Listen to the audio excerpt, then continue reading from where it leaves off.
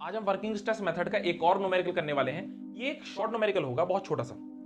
इसमें हमें क्या है, क्योंकि इसमें हमें बहुत सारे डेटा गिवन दे रखे हैं। अगर आपको पूरा डिजाइन देखना है वर्किंग स्ट्रेस मेथड से, तो आप इससे जो पहले का लेक्चर है वो देख सकते हैं। उसमें पूरा वर्किंग स्ट्रेस मेथड से किस तरीके से बीम को पूरी को डिजाइन करना है वो सब बताया गया है।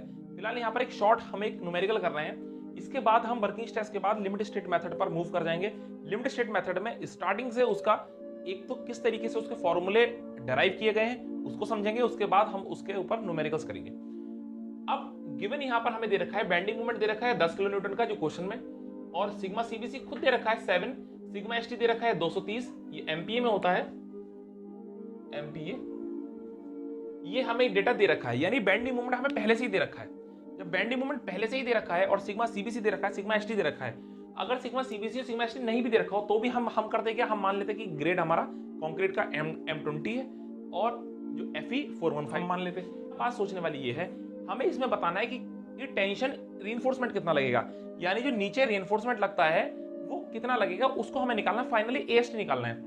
अब यहाँ पे एएसटी निकालने का फॉर्मूला हमारा ये है, एमआरएस यहाँ पर रखा जाएगा, मूवमेंट, एएसटी हमको निकालना है, सिग्मा एसटी हमारे पास है, हमें चाहिए डी और एक चाहिए Z1। ये दोनों चीजें हमारे पास नहीं है, ना ही Z1 है ना ही डी है।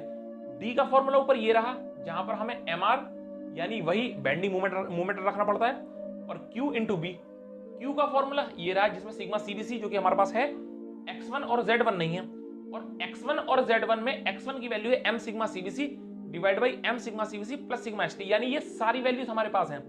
इसमें m की वैल्यू अगर नहीं भी है तो m का हमें पता है फॉर्मूला, कि m का फॉर्मूला क्या होता है, m होता है मॉडुलर रेशियो, जिसका फॉर्मूला है 280 divide by 3 sigma CBC. Formula है 280 डिवाइड बाई 3 सिग्मा सीबीसी। ये आपके आईएस कोड के पेज नंबर 80 या 81 पर दे रखा है।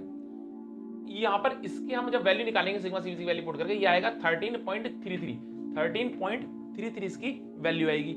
इसके बाद जो हमारे पास m की वैल्यू आ गई, अब हम x1 की वैल्यू आराम से निकाल लेंगे। फाइनली निकालना हमें AST है, लेकिन AST निकालने के लिए हमें यहाँ पर जो वैल्यूज रखनी थी, Z1 नहीं था, D1 नहीं था। Z1 तब निकलेगा जब x1 निकलेगा, क्योंकि Z1 का फॉर्मूला है 1 माइनस x1/3, और x1 तब निकलेगा जब सिग्मा सीबीसी, सिग्मा एसटी और m हो। सिग्मा सीबीसी और सिग्मा एसटी हमें उसने दिया है, नहीं दिया होता तो हम मान लेते ग्रेड कंक्रीट की और स्टील की, और m हमने अभी निकाल लिया 13.33। तो यहाँ से x1 का फॉर्मूला क्या आ गया हमारा, m sigma CBC divide by m sigma CBC plus sigma ST. सारी वैल्यूज हमारे पास हैं, सारी वैल्यूज पुट कर देंगे तो हमारे पास x1 की वैल्यू ये आ जाएगी 0.288। x1 की वैल्यू आ गई है 0.288। अब इसके बाद हमें निकालना है Z1 की वैल्यू। Z1 का सीधा फॉर्मूला होता है 1 minus x1 divide by 3। Formula रखेंगे तो ये यहाँ पे हमारे पास Z1 की वैल्यू आ गई 0.903। जब हमारे पास ये दोनों वैल्यूज आ चुकी है, अब हमें चाहिए D, क्योंकि हमें MRS के फॉर्मूले में D रखना पड़ता है, D निकालना है। D का फॉर्मूला क्या है, MR डिवाइड बाई QB, और ये पूरा है अंडर रूट में। इसके लिए हमें Q और निकालना है। Q का फॉर्मूला क्या है हमारे पास, अब हम Q निकाल लेते हैं। Q का फॉर्मूला है half sigma CBC x1 z1। सारी वैल्यूज हमारे पास है, Q की वैल्यू हमने रखी, Q की वैल्यू आ गई 0.911। अब यहाँ पे क्या है, अब यहाँ पे जो नीचे हम यहाँ पर अब रखेंगे वैल्यू, यहाँ पर B की वैल्यू चाहिए हमको। निकालने के लिए हमें B की वैल्यू देनी पड़ेगी, लेकिन B की वैल्यू तो हमारे पास है ही नहीं। तो हम करेंगे क्या, हम नीचे लिखेंगे यहाँ पर assume width of the beam is equal to 250 mm। हमने मान लिया 250 mm, लेकिन अगर आप 250 mm रखेंगे यहाँ पर तो वैल्यूज जो ये D की है ये बहुत ज्यादा कम आएगी। अभी इसी में ही 234 आ रही है, तो हम 250 न मानकर 200 मान लेंगे। यहाँ पर पहले मैंने 250 रखी थी वैल्यू, तो इसकी जो वैल्यू आई थी 100 कुछ आ रही थी, 188 कुछ ऐसी वैल्यू आ रही थी, जो कि सही नहीं है इतनी D की वैल्यू कमाना। डेप्थ थोड़ी ज्यादा होनी चाहिए, विड्थ कभी होनी चाहिए डेप्थ के मुकाबले। तो यहाँ पर हमारा विड्थ मैंने मान लिया 200। जब विड्थ आप यहाँ 200 कम कर दोगे तो डेप्थ अपना आप ही बढ़ जाएगी। पूरा जो क्रॉस सेक्शन है बीम का, जब आप विड्थ को बढ़ा दोगे तो डेप्थ आपकी कम होती जाएगी, और जब आप विड्थ को आप कम कर दोगे तो डेप्थ आपको बढ़ानी पड़ेगी, क्योंकि बीम तो हमें स्ट्रॉन्ग बनानी है। अब यहाँ से हम D का फॉर्मूला लगाते हैं, जहाँ पे MR है मूवमेंट ऑफ रेजिस्टेंस। मूवमेंट हमें कितना चाहिए, उतना ही जितना की मूवमेंट आया है, जो कि 10 किलोमीटर पर मीटर। यहाँ पे इन्होंने डायरेक्ट मूवमेंट दे दिया, किसी क्वेश्चन में वो देंगे लोड देंगे, उसमें भी देखना पड़ेगा डेड लोड दिया है या फिर लाइव लोड दिया है। अगर लाइव लोड दिया है तो हमें डेड लोड निकालना पड़ेगा। डेड लोड निकालने के लिए हमें दोबारा से वो D और B दोनों चाहिए, तो हमें डेप्थ भी निकालनी पड़ेगी, और डेप्थ निकालने के लिए हमें फिर से लेंथ पता होना चाहिए, तो स्पैन वो हमको देगा ही देगा। अब यहाँ पर D की वैल्यू हम निकालेंगे, MR है मूवमेंट ऑफ रेजिस्टेंस, जो कि हम कितना रखेंगे, जो कि उन्होंने दिया है बेंडिंग मूवमेंट मैक्सिमम में, वही रखेंगे। 10 वो किलो न्यूटन मीटर में है, हमने यहाँ न्यूटन mm में कर दिया, तो 10 टू द पावर 6 से हमने गुणा कर दिया। डिवाइड बाई क्यू की वैल्यू हमारी अभी आई है, बी की वैल्यू हमने मान ली है 200 mm, तो ये टोटल हमारा डी निकल गया है 234.2 mm। इसको हमने 235 कर लिया, 235 mm इसको हमने कर लिया।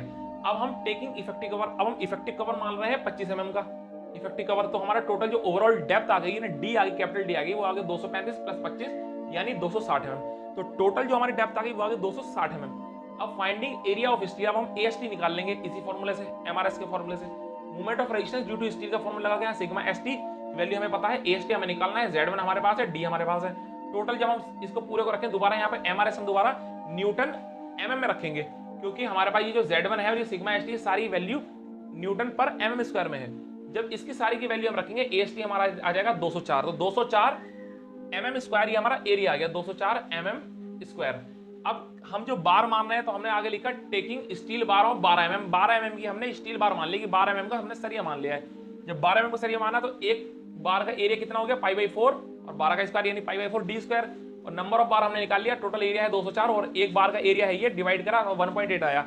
1.8 तो 8 बार तो हम प्रोवाइड नहीं करा सकते, 2 बार लगानी पड़ेगी। तो हमने लिखा कि इज अप्रोक्सीमेटली इक्वल टू, आपको ये वाला साइन लगाना है, बराबर नहीं लगाना है, ये वाला जो अप्रोक्सीमेट का साइन होता है ये वाला लगाना है आपको। ये अप्रोक्सीमेटली इक्वल टू 2 बार, यानी हमें 2 बार हमने 2 सरिये हमने प्रोवाइड करा दिए। फाइनल डायग्राम आप ये वाला बना दो, क्योंकि लेंथ अब तो बी में आपके पास तो थी ही नहीं ना, उन्होंने दी थी, तो हमने ये यहाँ पर बना दिया डायग्राम इसका। इसमें नीचे 2 बार दिखा दिए और बार के बारे में बता दिया है कि ये 12 2 बार हैं, और यहाँ पे इसकी विड्थ दिखा दी है 200 mm, और यहाँ पे दिखा दिया 235 mm इसका है डी, और ओवरऑल डेप्थ है 260 mm। लिखना चाहो लिख दो। अगर आप ड्राइंग बना रहे हैं और आप mm में लिख रहे हैं तो आपको यूनिट दिखाने की जरूरत नहीं होती, क्योंकि ड्राइंग हम जब भी बनाते हैं हमेशा mm में ही लिखते हैं।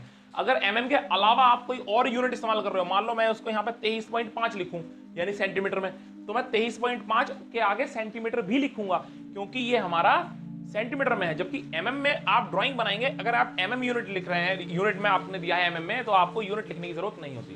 ठीक है, अब आपसे मिलते हैं अगली वीडियो में, और उसमें हम करेंगे लिमिट स्टेट मेथड।